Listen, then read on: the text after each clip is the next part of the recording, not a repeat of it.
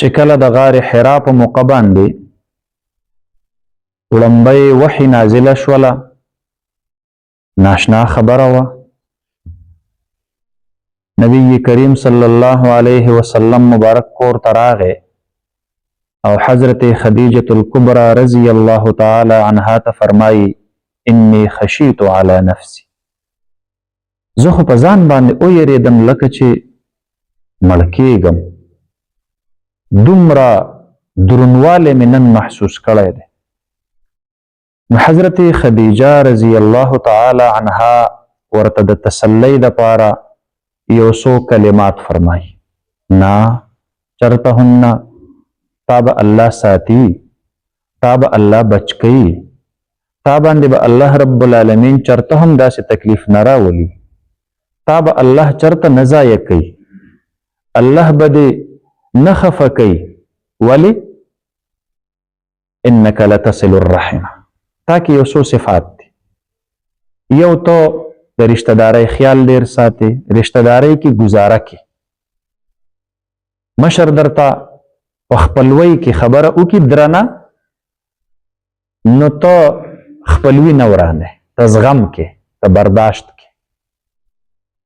کوم خلق چې غواړي چې په حادثاتو کې زه محفوظ شولې او د الله رب العالمین د قهر او د عذاب نه بچ شوې او زما زندگی دی محفوظ وي، هغه د په خپل رشتہ دارۍ کې گزاره کوي. په معمولی خبرو د ضرور سره روري نه ورانه، په معمولی خبرو د مور او د پلار سره خفګان نه پیدا کوي، په معمولی خبرو د تر سره او د ماما سره او د رشتہ دار سره رشتہ نه کټ کوي. منظر وایو یرا خبره راته بده وکړله نو ما برداشت نه کړه، نو ښه خبره خو هر څوک برداشت کوي. برداشت خو دې ته ویل کېږي چې نامناسبه خبره دې ورله برداشت کړله، قار دې برداشت کو، درد دې برداشت کو، زورنه دې برداشت کړله. دا نه چې هغه یو کنځل وکړله او تا ورته دوه وکړله، هغه یو خبره وکړله او تا ورته دوه ور وګرځولې. نه، دا د رشتہ دارۍ خاطر دی، بس زما خیر دی، رور مې دی، هېڅ خبره نه ده، کشر دی رانه او په کشر باندې به زه شفقت کوم. مشر دی رانه، مشر راته غوسه وکړله، خیر دی. د رشتہ دارۍ په خیال ساتلو باندې د حضرت خدیجة الکبرى رضی الله عنها د طرف نه نبی علیه الصلاة والسلام ته تسلی ورکولی کېږي لا یخزیک الله ابدا، لن یضیعک الله ابدا. الله به تا چرته نه ضایع کوي، تا به الله چرته نه خفه کوي. ولې؟ ته د رشتہ دارو خیال ساتي.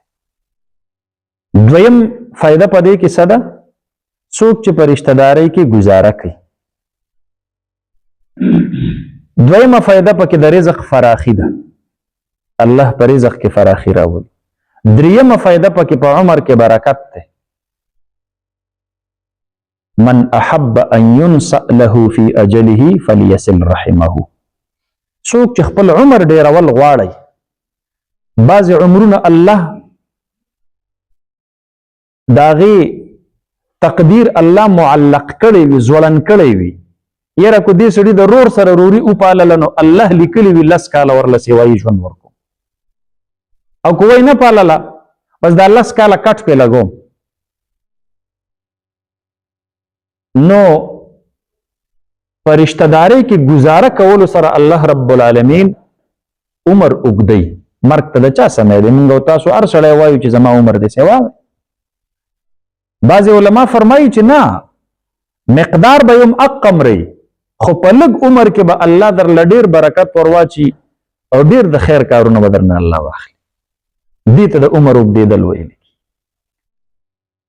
نو یو ورته فرمایي وي ته نبی علیه الصلاة والسلام ته وی ته د رشتہ دارۍ خیال ساتي، او دویم ورته فرمایي وتصدق الحدیث، خبرې رښتیا کې، او دریم ورته فرمایي وتقری الضیف، ته د مېلمنو ډېر خیال ساتي، او څلورم ورته فرمایي وتحمل الکله، د بوجدارو خلقو سره بوج اوچته، او پنځم ورته فرمایي وتکسب المعدومه یا وتکسب المعدومه، چې د چا د آمدنۍ څه ذرایع وسایل نه وي ته ورله لګیایې او هغې له د آمدنۍ څه وسایل او څه ذرایع ورله برابروي، بې روزګارو ته روزګار ورکړي. او اخرنۍ خبره ورته کوي وتعینو علی نوائب الحق. الله د طرف نه چې کومه حادثه راشي لکه دا سیلاب چې راغلی نو په هغې کې د خلقو سره د امداد دپاره تا ملا تړلي او ته ولاړي نبي علیه السلام ته وایي.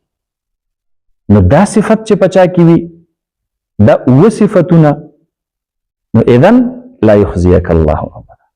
دا ورته نه وي چې ته مونځ کې تا به خدای ساتي، دا ورته نه وي چې ته تلاوت کې تا به خدای ساتي، دا ورته نه وي چې ته روژه نیسي تا به خدای ساتي، دا ورته نه وي چې ته ذکر کې تا به الله ساتي. نه، ته د نورو خلقو په خدمت کې مصروف او د نورو خلقو سره خیرخواهي لټې نو الله به ستا سره خیرخواهي لټوي.